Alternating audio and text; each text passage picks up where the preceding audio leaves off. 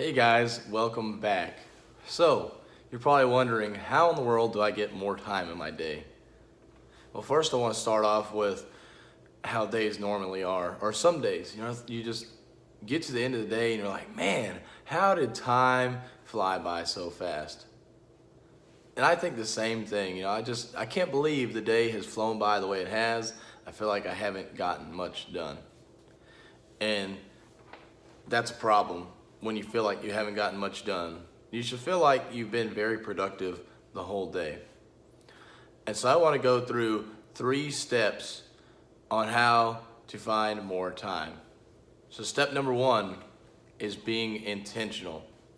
Now by being intentional, I'm talking about being intentional with your time. So when you're going to do something, actually go do it. Be there in the moment.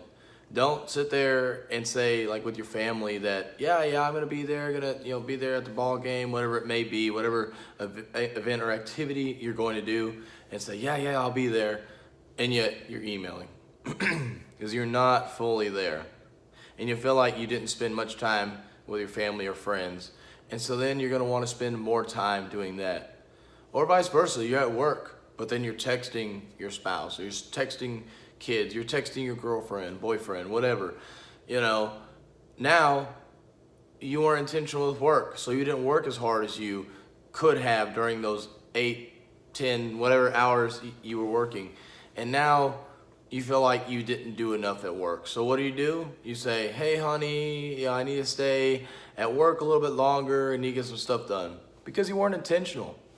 You can easily get your work done in 8 hours, especially in the corporate environment. At halftime, 3-4 hours a day, maybe you're actually working. The rest of it, you're piddling around, talking to people. So if you really wanted to, you could get that work done. I mean, there maybe are a select few people that do have a ton of work and are always on the go, but I know a lot of people in the corporate environment really don't have much to do. They're just collecting a paycheck. Doing a little bit of work here and there, not a whole lot. So be intentional with your time. And then once you're intentional with your time, plan out what is most important to least important. And so by doing that, now you're telling yourself, okay, family time is super important, work is as well as super important, but going to hang out with the guys on the weekend is not super important. Maybe it's important though. You need your personal time for sure. But is that the best use of my time? Is that something that at the end of the year I'm like, man, I sure am glad I spent all that time with my buddies? Or would you rather have said at the end of the year that you spent more time with your loved ones? Something like that. So think about that. Think about the things that are most important to least important. This is really going to help you out. And going back to step 1, being intentional with your time, is you realize, wait a second, I don't need to do this. I don't need to be trying to plan out events with these people all the time, because family's more important, or work's more important. My livelihood is more important. Church is more important. You have to decide what's more important. And then lastly, blocking out time, also known as time blocking. This is huge, and this is something I'm struggling with. I'm struggling with all of these, being intentional with my time when I'm there with somebody, and not, kind of multitasking and looking at something else that's going to happen next. And but time blocking, this is something I've really started implementing, and I've noticed how huge of an improvement it is, especially when it comes to cold calls. When I'm at work, if I make 2 hours maybe, I'll do cold calls straight, and then let me do this. Let me shoot an email because I said somebody on this cold call. Okay, I'm gonna shoot them an email, and I try to do it right then and there instead of waiting until the afternoon, and that throws me off and throws my numbers off for each hour of me doing cold calls. And so this is really where you save that time. The first 2, finding what's most important to least important, and then spending more time on those most important things and less time on the least important things, and also being intentional with your time really help out, but also putting it in a time block. When you do block scheduling, you're saying, hey, from this time to this time, I'm busy with this. From this time to this time, I'm busy with that. and so on and so forth. I mean, I think you kind of get it, just say, obviously, we do some time blocking, 8 to 5, we're at work, or 7 to 4, whatever your hours are, you're at work, you block that time off, you can't go hang out with the family, everybody knows that, but then you don't do it for the rest of your life, and that really doesn't make sense. Yes, you even have to do this with your family. The most successful people do this. Ed Milet being one of them. He talked about it on a few podcasts ago. And he talked about that, how he blocks out time. But the thing is, when he blocks out time with his family, he's literally doing nothing else. And yeah, you may think, well, that's ridiculous. Like, family's important. You shouldn't block out time like that. And you know what? He's actually making family more important because he is blocking out time for them. That time that he blocks out for them, unless there's some extreme emergency, I'm sure. I mean, he didn't go into that detail, kind of speaking, in his mind, not really saying the truth of what he told me. But, when he's with family, unless something dire happens somewhere else, he's there with family. Phone's off, no social media, stuff like that. But, you family people who don't schedule time with family, I bet you're on the phone while you're with family. Think about that. Who is the one that thinks family is more important? I would almost say Ed. I mean, even for me, it's hard to fathom, like, hey, I'm going to block time out for my family. And this is the time you get, it's because you're kind of like putting them in a little box almost. And I get that. That is hard. But at the same time, if this man who is super successful, first of all, we should be, if we want to be successful like him, we should mimic or model after things he does.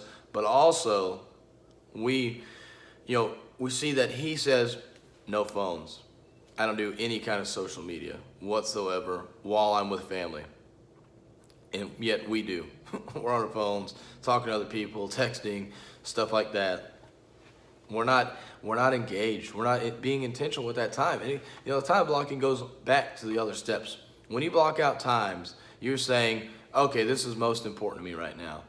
Or if you have other things starting to come up, you're like, well, sorry, I had some other stuff that's more important that's already been blocked out and stuff. And it makes people around you they have to respect you then. You start getting that respect because, like, first you're going to get hated. You're going to get hated for blocking them out, saying you can't do anything for like 3 weeks if your schedule's really crazy. But after a while, they're going to start respecting you because they're going to realize, man, so-and-so is there. I feel like we just really connect when we actually can get together.